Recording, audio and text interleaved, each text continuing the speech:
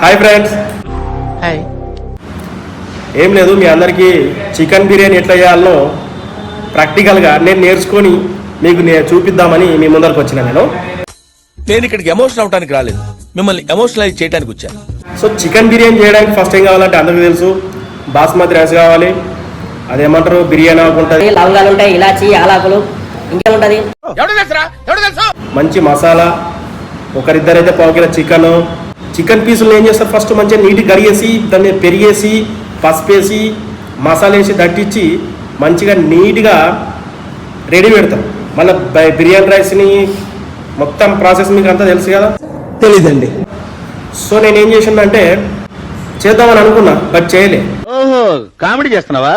ఎందుకంటే ఉప్పు కారం ఎక్కువ అయిపోయింది అనుకోండి, మళ్ళీ ఏడంటే మండుతుంది. కాబట్టి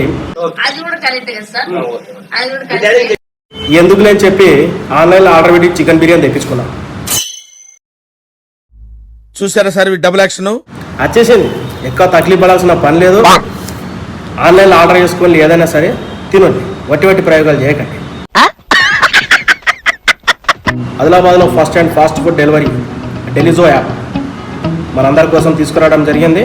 ప్లేస్టోర్లోకి వెళ్ళేసి డౌన్లోడ్ చేసుకోండి, మీకు నచ్చింది ఆర్డర్ పెట్టుకోండి.